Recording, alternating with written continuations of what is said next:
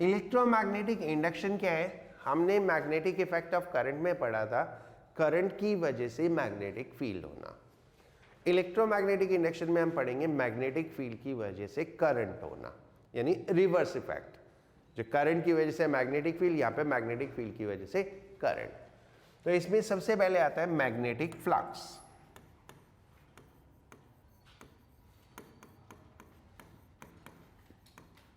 Magnetic flux होता है B dot A, इसको हम लिख सकते हैं B A cos theta, B A cos theta. Now theta is angle between area vector and magnetic field.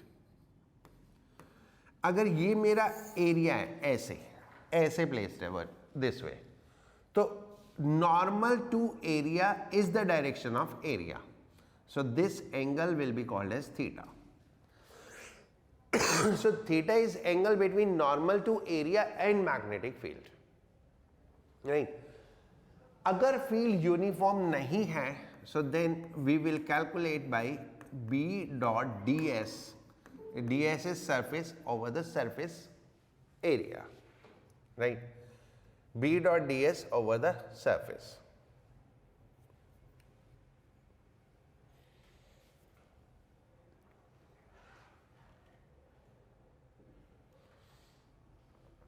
Correct? तो ये हो गया हमारा फ्लक्स।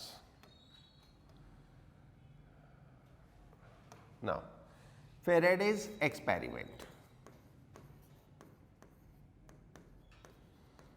फेराडे ने एक एक्सपेरिमेंट किया टू फाइंड आउट दैट, उससे उसको पता चला कि फ्लक्स चेंज होने से ईएमएफ इंड्यूस होता है। What he did, he took A coil, उसने एक कॉइल लिया, इस कॉइल को एक गैल्वेनोमीटर के साथ कनेक्ट किया और यहाँ पे बार मैग्नेट रख के उसको इधर उधर घुमाया। ठीक है? सो व्हाट ही फाउंड कि ये बार मैग्नेट की वजह से मैग्नेटिक फील्ड हो गई। जब हम बार मैग्नेट को क्लोजर लाते हैं या दूर ले जाते हैं तो फ्लक्स चेंज होता है। पास लाए तो फ्लक्स इंक्रीज करेगा और दूर ले गए तो फ्लक्स डिक्रीज करेगा। So in both the cases the flux change, and when the flux change the galvanometer react. ठीक है? गैल्वेनोमीटर में डिफ्लेक्शन अपीयर होता है। ठीक है? तो ये चीज क्लियर हो गई फेराडे ने जो भी एक्सपेरिमेंट किए कि, और वो आपको केस टू केस देखना है, फ्लक्स चेंज हो रहा है या नहीं हो रहा है। ठीक है? केस टू केस आपको जस्ट एक ही चीज देखनी है कि फ्लक्स चेंज हो रहा है या नहीं हो रहा है। ठीक है? लाइक अगर मैं इस मैग्नेट को ऐसे घुमाऊं तो कुछ भी नहीं होगा, फ्लक्स चेंज। ऐसे घुमाया, ऐसे रखा है और इसको ऐसे ऐसे घुमा रहे हैं तो फ्लक्स चेंज नहीं होगा, तो ईएमएफ नहीं होगा। तो आपको जब भी नोटिस करना है ये किसी भी सिस्टम में, तो ये देखना है कि फ्लक्स चेंज हो रहा है या नहीं हो रहा है। लाइक जैसे अब अगर इसको स्टेशनरी रख दें तो फ्लक्स चेंज नहीं होगा। ठीक है? अब ये एक लूप है, ऐसे हॉरिजॉन्टल लूप रखा है, यहाँ से एक मैग्नेट को ऊपर से छोड़ दिया, ऐसे लूप है और एक मैग्नेट ऐसे छोड़ दिया तो ये नीचे जाएगी, तो obviously when it will come closer तो फ्लक्स चेंज होगा। ठीक है? अब फ्लक्स चेंज होगा तो ईएमएफ होगा, लेकिन कितना होगा वो डिपेंड करेगा कितनी तेजी से फ्लक्स चेंज हो रहा है। अगर फ्लक्स बहुत तेजी से चेंज होगा तो ईएमएफ ज्यादा होगा, फ्लक्स स्लोली चेंज होगा तो कम होगा। तो अकॉर्डिंगली फेराडेज लॉ क्रिएट हो जाते हैं। What Faraday's law says that whenever there is change of flux an EMF induces, right, which lasts so long the change continue, and this amount of EMF induced is directly proportional to rate of change of flux. Proportionality sign हटा है तो constant 1 हो जाता है, and ये minus sign आता है because of Lenz law. Minus sign is in accordance to Lenz law. Right. So इससे हमें मैग्नीट्यूड मिलेगा और लेंज लॉ से हमें डायरेक्शन मिलेगी, right. What Lenz law says,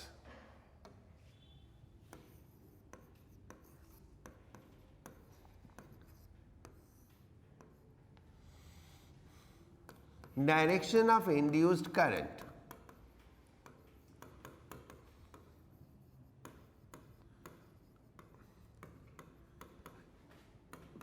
is such that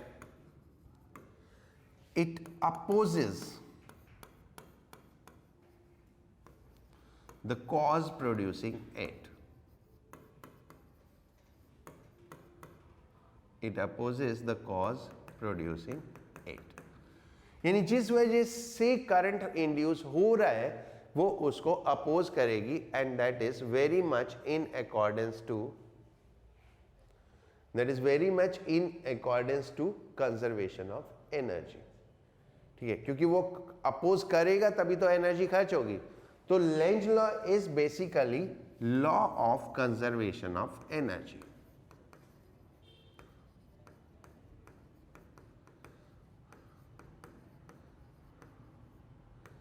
Lenz law is basically law of conservation of energy, correct?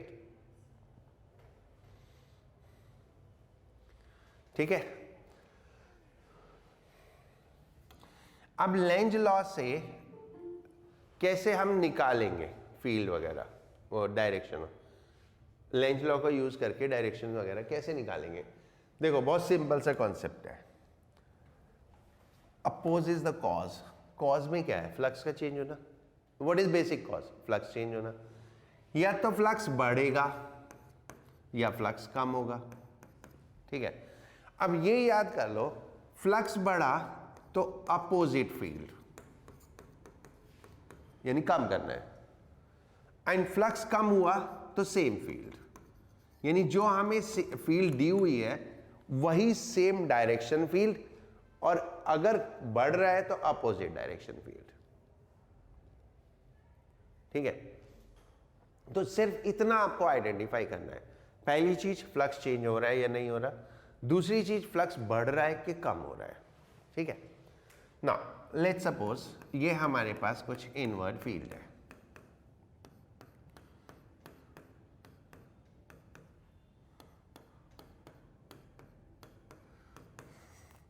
हम एक coil को यहां से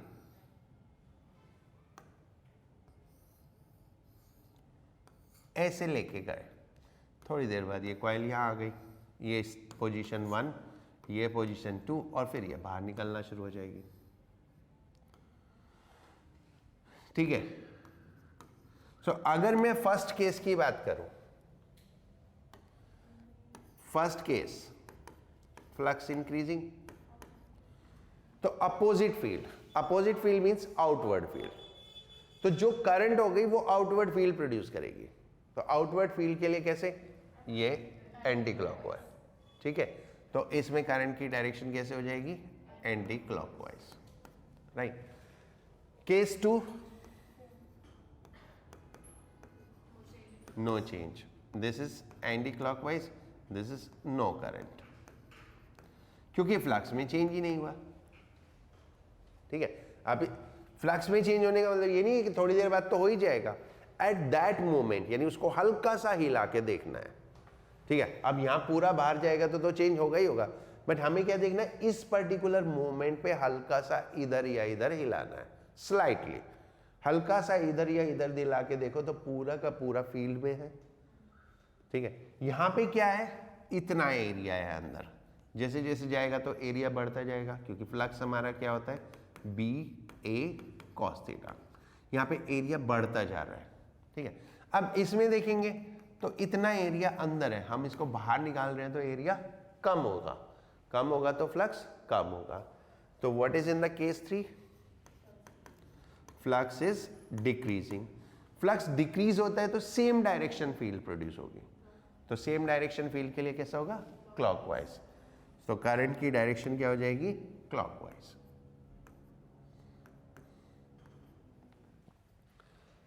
राइट? पहली चीज तो ये देखो, सेम डायरेक्ट फ्लक्स इंक्रीज हो रहा है या कम हो रहा है। अगर फ्लक्स इंक्रीज हुआ तो जो इंड्यूस्ड करंट है वो अपोजिट डायरेक्शन में फील्ड प्रोड्यूस करेगी, यानी अपोजिट फील्ड प्रोड्यूस करेगी। और फ्लक्स अगर डिक्रीज हो रहा है तो सेम डायरेक्शन में फील्ड प्रोड्यूस करेगी। ये बात समझ में आई? अब हम केस टू केस देखो। इस केस में ये अंदर जा रहा है तो एरिया बढ़ रहा है, तो फ्लक्स बढ़ रहा है। अगर फ्लक्स बढ़ रहा है तो अपोजिट फील्ड, तो हमें जो दे रखी है वो इनवर्ड है, तो अपोजिट क्या हुई? आउटवर्ड। और वो राइट हैंड ग्रिप रूल से या राइट हैंड थंब रूल से देखेंगे तो आउटवर्ड के लिए ऐसे करंट आएगी, ठीक है। इसका जस्ट अपोजिट वो हो जाएगा, राइट? ठीक है ना। एक मिनट, एक चीज और यहीं पे देख लेते हैं। ईएमएफ,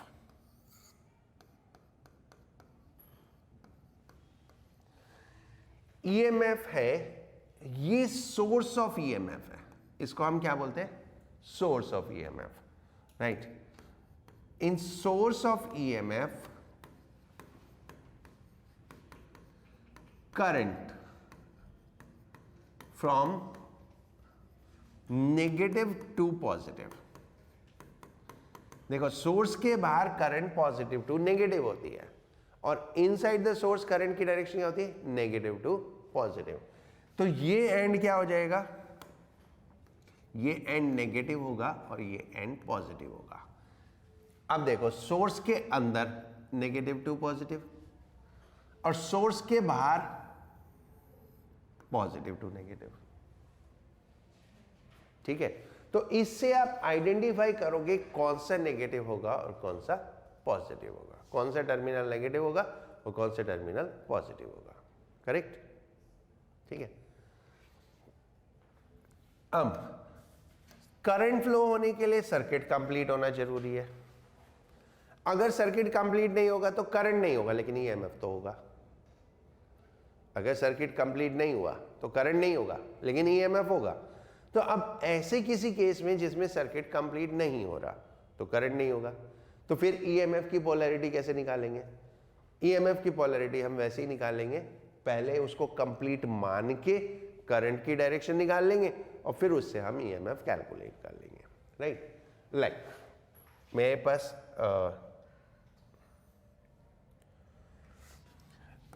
ये इनवर्ड फील्ड है,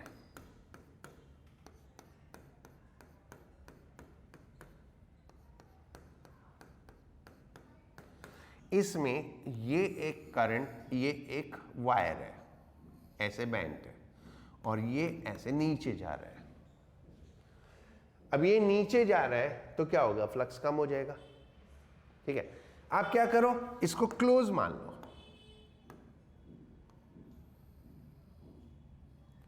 ऐसे सोचो ये क्लोज है, सोच लो। अब ये नीचे जा रहा है तो क्या होगा? फ्लक्स कम होता जा रहा है, फ्लक्स कम हो रहा है तो सेम डायरेक्शन फील्ड, तो करंट की डायरेक्शन क्या हो गई? क्लॉकवाइज। तो करंट क्लॉकवाइज हो गया, करंट क्लॉकवाइज ऐसे हो गया। अब ये सोर्स ऑफ ईएमएफ है, येलो वाला, ग्रीन वाला नहीं है। ग्रीन वाला तो हमने एक्सटर्नल सर्किट कंप्लीट किया। तो अब किधर से किधर को जाएगा? नेगेटिव से पॉजिटिव। तो ये एंड नेगेटिव हो जाएगा, ये एंड पॉजिटिव हो जाएगा, राइट? हाँ ईशी, सोर्स में करंट नेगेटिव से पॉजिटिव जाता है। देखो, क्योंकि ये ईएमएफ प्रोड्यूस कर रहा है। ये सर्किट देखो, ये सेल है, करंट कैसे? क्लॉकवाइज। तो करंट क्लॉकवाइज हुआ तो सेल के अंदर तो करंट किधर से किधर जा रहा है? नेगेटिव से पॉजिटिव। तो ये सोर्स होता है, यानी जो ईएमएफ प्रोड्यूस कर रहा है उसको हम बोलते हैं source of EMF, right?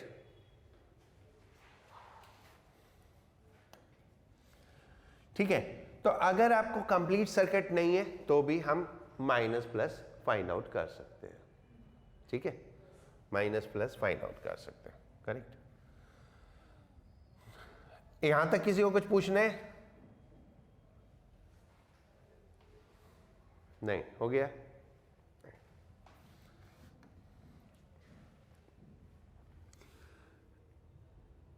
There are to method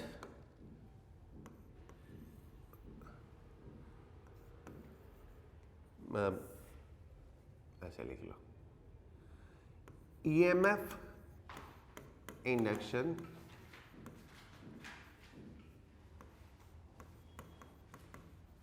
by time varying field.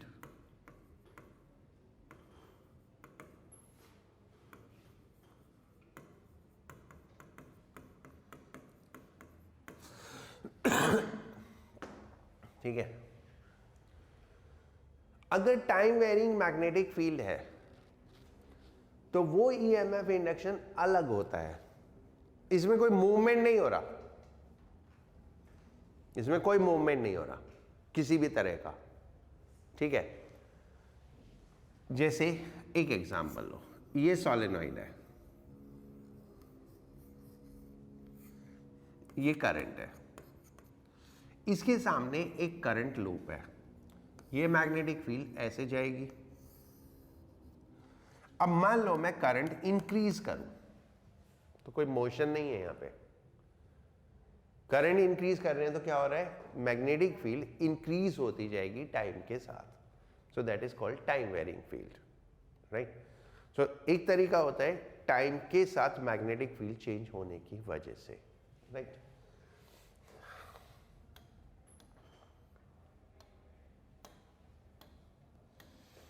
Induction is possible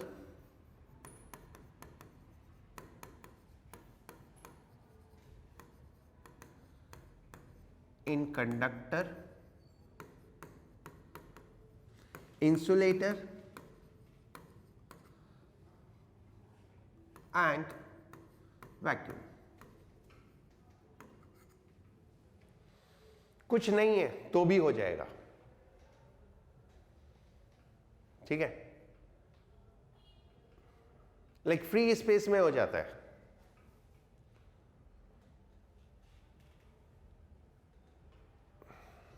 ठीक है, इस करंट को हम बोलते हैं displacement current, this current is called displacement current, वो जब मैं एसी पढ़ाऊंगा तो बताऊंगा। ठीक है,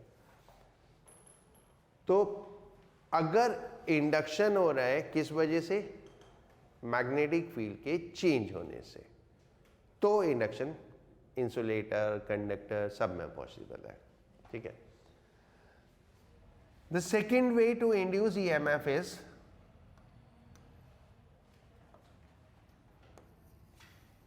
by motion of a conductor in magnetic field।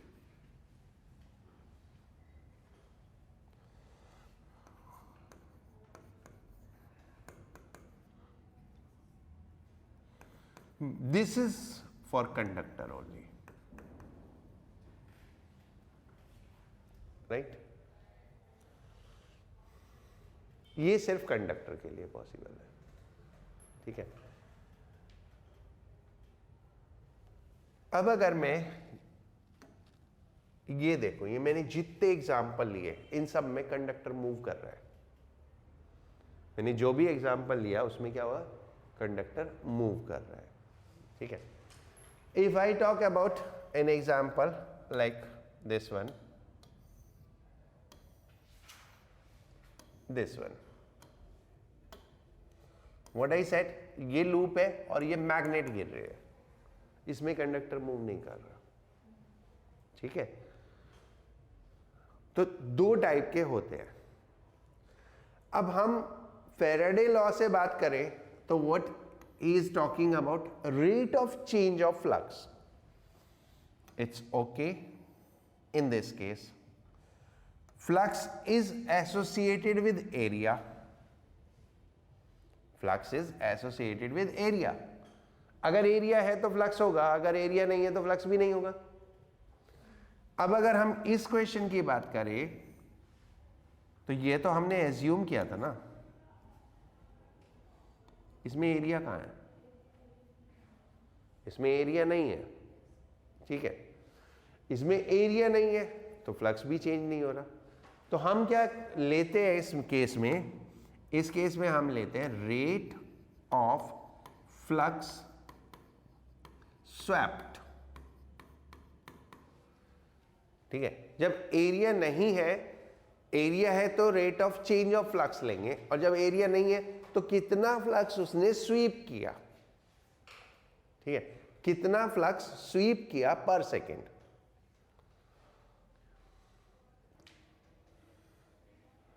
ये होता है due to shifting of electron inside conductor. और shifting of electron is possible only in conductor. Shifting of electron सिर्फ कंडक्टर में पॉसिबल है, वैसे पॉसिबल है ही नहीं, तो इसलिए मोशनल ईएमएफ सिर्फ कंडक्टर्स में होता है। कैसे होती है ये शिफ्टिंग? ठीक है, राइट, लाइक ये हमारा मैग्नेटिक फील्ड है इनवर्ट।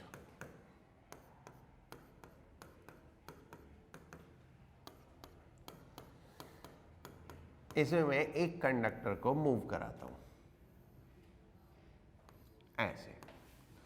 जब एक कंडक्टर को मूव कराया तो इसके अंदर जो इलेक्ट्रॉन है वो भी मूव किया, and when A charge move inside magnetic field it experience a force, that is by the Fleming's left hand rule. ये बी हो गई, ये बी हो गई, तो फोर्स ऊपर हो गई, और ये फोर्स किस पे है? पॉजिटिव चार्ज पे, तो नेगेटिव चार्ज पे नीचे, तो ये नेगेटिव पे फोर्स ऐसे नीचे हो गई। ठीक है, ये नीचे हो गई, तो ये एंड कैसा हो गया? नेगेटिव, और ये एंड कैसा हो गया? पॉजिटिव। ये नेगेटिव हो गया, ये पॉजिटिव हो गया।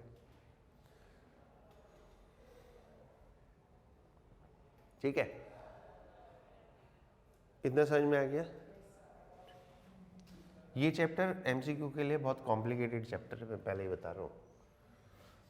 अब सोचो, यहां पर ये कंडक्टर मैग्नेटिक फील्ड के अंदर है, ये मैग्नेटिक फील्ड के अंदर नहीं है। यहां पर ये कंडक्टर मैग्नेटिक फील्ड के अंदर है, ये नहीं है। यहां पे दोनों अंदर है। ठीक है, तो फर्स्ट केस में सिर्फ इसमें मैग्नेटिक, इसमें ईएमएफ होगा, सेकंड केस में दोनों में होगा, और थर्ड केस में इसमें होगा।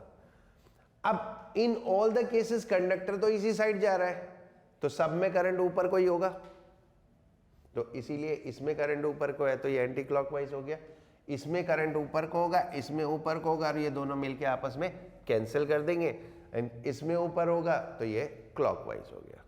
राइट, ये बात समझ में आई? अब देखो, कंडक्टर में ईएमएफ कब इंड्यूस होता है? EMF is induced in a conductor when conductor or its component, conductor or its component, ठीक है, move transverse to field,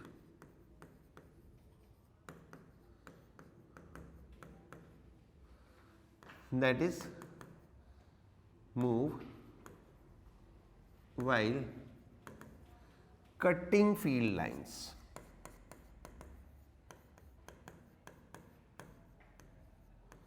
field lines को कट करते हुए मूव करना चाहिए। ठीक है, अगर वो मूव करते हुए फील्ड लाइंस को कट करता है तो ईएमएफ इंड्यूस होगा, अगर वो फील्ड लाइंस को कट नहीं करता तो ईएमएफ इंड्यूस नहीं होगा। ठीक है, now let's take some of the example. ये मैग्नेटिक फील्ड है,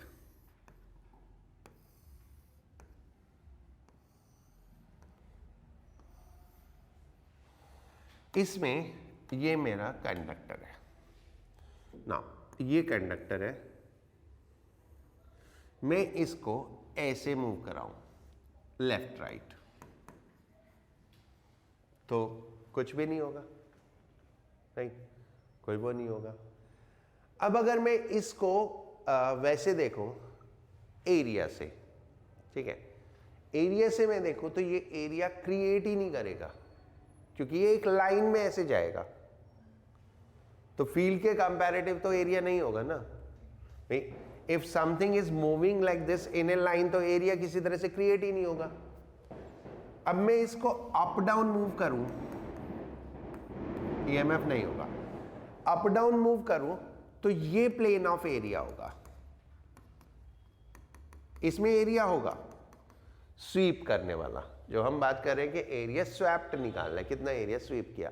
तो ये ऐसे मूव करेगा तो ये एरिया ऐसे साफ करेगा ना, ठीक है। अब ऐसी कोई चीज मूव कराओ तो वो क्लीन थोड़ी करेगा। झाड़ू लो और उसको ऐसे लेके चलो तो वो साफ थोड़ी करेगी, उसको ऐसे ऐसे करना पड़ेगा ना। तो स्वीप करने का मतलब झाड़ू मारना ही होता है, ठीक है। तो इस केस में एरिया हुआ। अब normal to area is this और magnetic field lines is this, तो एंगल कितना हो गया 90 डिग्री, तो फ्लक्स जीरो हो गया, राइट। तो फ्लक्स जीरो हो गया, तो इसलिए क्या होगा, इसमें फ्लक्स ही नहीं होगा तो ईएमएफ भी नहीं होगा, ठीक है। और वैसे देखेंगे मैं इसको ऐसे ऊपर नीचे करूंगा तो ये फील्ड लाइन कट थोड़ी करेगा, नहीं करेगा, तो इसलिए इसमें भी नहीं होगा। इनवर्ड आउटवर्ड मूव करूं, इनवर्ड आउटवर्ड मूव करूंगा तो प्लेन ऐसे हो जाएगा, राइट, दिस वे। ऐसे प्लेन हो गया तो ये नॉर्मल हो गया। अभी भी plane normal to plane is perpendicular to field, तो भी फ्लक्स जीरो, तो भी नहीं होगा, ठीक है। तो होगा कब, ये होगा जब मैं इसको ऐसे रख के इन आउट मूव करूं, ऐसे रख के इन आउट मूव करूंगा तो क्या होगा, ये लाइंस को कट करता हुआ जाएगा। और इस केस में देखो मैं ऐसे मूव कर रहा हूं तो ये प्लेन हुआ, ये नॉर्मल हुआ। अब नॉर्मल और फील्ड की डायरेक्शन में एंगल 0 या 180, दोनों ही केस में वो फ्लक्स जीरो नहीं होगा, तो दोनों ही केस में ईएमएफ इंड्यूस होगा, ठीक है। तो instead of calculating all this plane and their angle, it's better to find out ये फील्ड लाइंस को काट रहा है कि नहीं काट रहा, ठीक है। तो ये क्या है, एक शॉर्टकट है टू फाइंड आउट। अदरवाइज तरीका तो ये है कि आप पूरा प्लेन ड्रॉ करो, उसका एंगल फाइंड आउट करो and then you will find के फ्लक्स जीरो हो गया। बट ये बहुत क्लियर है कि क्या करना है, आपको बस आइडेंटिफाई करना है कि वो लाइंस को काट रहा है कि नहीं काट रहा, ओके। इसी पे बेस्ड में 2 एग्जांपल और देता हूं। ये एक स्क्वायर लूप ले लो या रेक्टेंगुलर लूप ले लो, A B C D। अब मैं इसको ऐसे मूव करूं, ठीक है। Let's go by start. According to Faraday law flux change नहीं हो रहा, तो ईएमएफ नहीं होगा, ईएमएफ नहीं होगा, करंट भी नहीं होगा। लेकिन इस कंडक्टर में भी ईएमएफ होगा, इसमें भी होगा, इसमें नहीं होगा, इसमें नहीं होगा, ठीक है। ईएमएफ किस किस में होगा,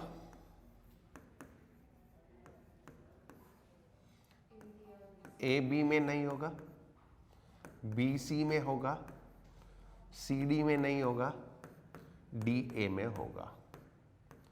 क्यों, ये फील्ड लाइंस को कट नहीं कर रहे और ये दोनों कंडक्टर फील्ड लाइंस को कट कर रहे, तो इनमें हो जाएगा, राइट। अब ये ऐसे मूव कर रहे हैं, ठीक है, तो दोनों ही कंडक्टर में सेम डायरेक्शन में होगा, वो हम पीछे मैंने बताया था। तो ये एंड नेगेटिव हो जाएगा, ये पॉजिटिव हो जाएगा, इधर भी ये एंड नेगेटिव हो जाएगा, ये पॉजिटिव हो जाएगा, ठीक है। तो अकॉर्डिंगली इस केस में देखेंगे तो B positive and C negative, इस केस में देखेंगे तो A positive D negative, right. ये तो हो गया रेक्टेंगुलर शेप्ड। फैराडे लॉ के हिसाब से आप किसी भी शेप में लो तो टोटल ईएमएफ 0 होगा, बट कंडक्टर अगर मूव करेगा तो उसमें ईएमएफ होगा। तो इन जनरल मिला के टोटल 0 होता है, ठीक है। पूरा क्वाइल का 0 है बट इंडिविजुअल कंडक्टर्स का 0 नहीं है, ठीक है। जैसे 2 में है 2 में नहीं है, लेकिन वो दोनों इक्वल और अपोजिट हो गए तो नेट क्या हो गया, 0 हो गया। अब इसको इस सिचुएशन में देखो,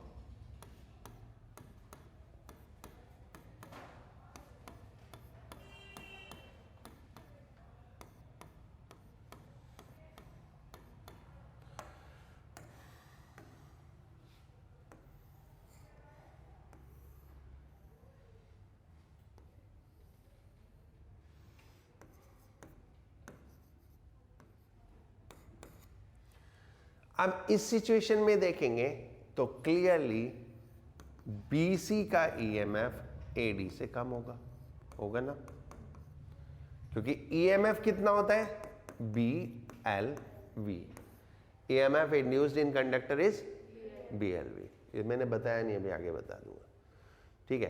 तो ये लेंथ का ज्यादा है, ये लेंथ कम है, लेकिन फिर भी अकॉर्डिंग टू फैराडे लॉ तो टोटल जीरो होगा। तो ये टोटल जीरो कैसे होगा, इसमें EAD will be equal to EAB plus EBC plus ECD, तो ये तीन का मिला के होगा, ठीक है। अब AB में भी होगा, क्यों, देखो ये पेन में ऐसे रखा है, ऐसे रखा है, और इसको मैं ऐसे मूव करूं तो लाइंस तो कट कर रहा है ना ये, ठीक है। जब मैंने ऐसे रखा तो ऐसे में नहीं कट करेगा, लेकिन ऐसे करूंगा तो करेगा ना, ठीक है, नहीं। तो इसलिए इन दोनों में हो जाएगा, इन दोनों में भी हो जाएगा, राइट, क्योंकि इनका एक छोटा सा component transverse to magnetic field है, ये छोटा सा component transverse to magnetic field है, तो अब तीनों को मिला दो, इक्वल हो गया, right. So whatsoever the shape may be of the loop, the net EMF and the net current will always be zero, ठीक है। Although individual conductor may have EMF and current, right? समझ गए बच्चे? Ayush? Yes, sir. Okay, now कहीं पे note कर लो, EMF induced in conductor is BLV, EMF induced is BLV. B is magnetic field, L is length and V is velocity. ठीक है, ये हो गया ना। अगर एक कंडक्टर मूव करता है मैग्नेटिक फील्ड में, लाइक अबाउट दिस पॉइंट, ये फिक्स है और ये ऐसे रोटेट कर रहा है, ठीक है, ये ऐसे रोटेट कर रहे हैं with angular speed omega and with linear speed of the end is v, ठीक है। तो इसमें क्या है, इस एंड की स्पीड v है और जैसे जैसे हम करते जाएंगे तो स्पीड कम होती जाएगी और यहाँ पे जीरो हो जाएगी। तो हम क्या करते हैं, एवरेज स्पीड v/2 ले लो। एवरेज स्पीड कितनी हो गई, v/2, तो EMF कितना हो गया, BLV/2, ठीक है, सिंपली एवरेज स्पीड ये ले ली। अब अगर ये अंदर इनवर्ड मैग्नेटिक फील्ड है, तो अब करंट क्या की डायरेक्शन क्या होगी, कौन सा एंड पॉजिटिव होगा, कौन सा नेगेटिव होगा। एक minute, Fleming right hand rule, Fleming's right hand rule, motional उसमें करंट के लिए होता है। ये मोशन हो गया, ये B हो गया और ये करंट हो गई, ठीक है। So it is moving upward, तो ये मोशन हो गया, और ये राइट हैंड रूल है, ये मोशन हो गया। फर्स्ट फिंगर इज B, तो ये अंदर हो गई, तो करंट इज टूवर्ड्स मी, तो करंट इज टूवर्ड्स मी, तो क्या हो गया, अब क्योंकि ये कंडक्टर है तो करंट तो फ्लो होगा नहीं, करंट फ्लो नहीं होगा, लेकिन अगर होगा, यानी हम इसको कनेक्ट कर दे तो करंट अगर होगा तो इस एंड से इस एंड पे होगा, तो ये एंड कौन सा हो गया, नेगेटिव, और ये एंड कौन सा हो गया, पॉजिटिव, राइट। तो मोशनल EMF में करंट की डायरेक्शन निकालने के लिए हम फ्लेमिंग राइट हैंड रूल भी यूज कर सकते हैं।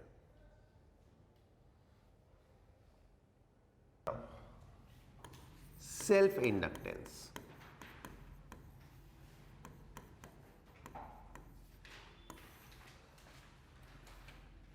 Self induction, self inductance, self induced EMF।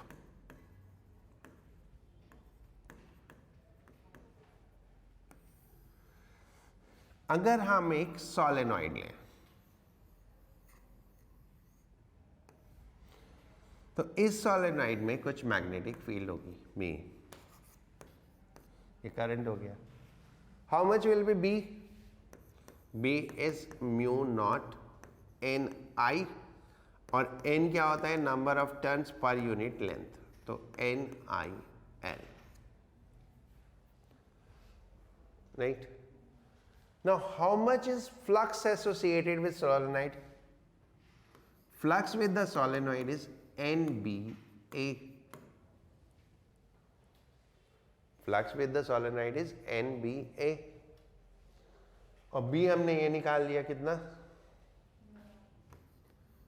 तो ये हो गया mu naught N square A by L I. Now ये सब पैरामीटर्स कांस्टेंट है, ये सब पैरामीटर्स कांस्टेंट है. म्यू नॉट क्या हो गया? Magnetic permeability, and number of turns, area, length, ये सब तो कांस्टेंट है, ये थोड़ी चेंज हो जाएंगे. So this gives us phi is proportional to I. Obviously ये फ्लक्स करंट के ऊपर डिपेंड करेगा. तो अब यहां से शुरू होती है कहानी. क्योंकि फ्लक्स करंट पे डिपेंड करता है, तो करंट चेंज करेंगे तो फ्लक्स चेंज होगा, और फ्लक्स चेंज होगा तो ईएमएफ होगा, और वो ईएमएफ ऐसा होगा कि वो इस करंट के चेंज होने का अपोज करेगा. So this phenomena is called self-induction, where a coil opposes any change in current in itself by inducing an EMF, right? That is called self-induced EMF, and इस self-induced EMF को हम back EMF के नाम से भी जानते हैं. back EMF यानी एक opposing EMF induce हो जाता है, which opposes the change in current. अगर हम करंट चेंज करते हैं तो, ठीक है. सो ये फिनोमेना हो गया सेल्फ इंडक्शन. वो जो ईएमएफ हुआ वो सेल्फ इंड्यूस्ड ईएमएफ हो गया, और जो प्रॉपर्टी है जिसकी वजह से हो रहा है उसको हम सेल्फ इंडक्टेंस बोलते हैं. तो यहाँ पे अगर हम फाई के हिसाब से देखें तो phi is equal to L I, and this L is called self inductance. This L is called self inductance. Unit is henry. Unit is henry. तो एक लॉन्ग सोलेनॉइड के लिए सेल्फ इंडक्टेंस कितना हो जाता है? Mu naught N square A by L. That is what is the self inductance for a solenoid.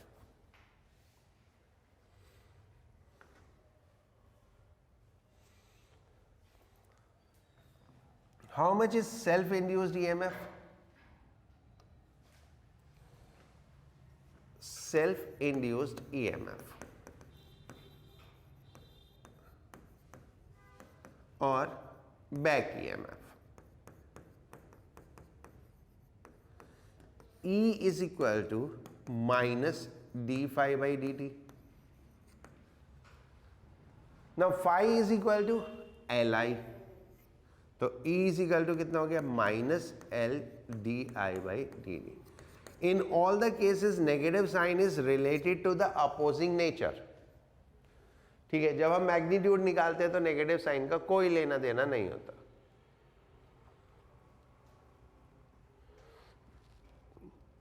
ठीक है बच्चों?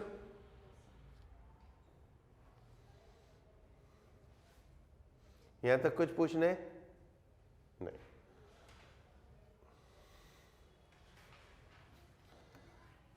जिस तरह से कैपेसिटर में एनर्जी स्टोर होती है,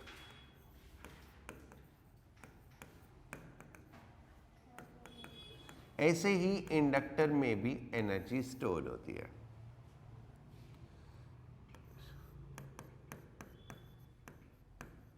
half Li square in the form of magnetic field. जैसे कैपेसिटर में होती है तो इलेक्ट्रिक फील्ड के फॉर्म में होती है, और इसमें होती है तो in the form of magnetic field होती है.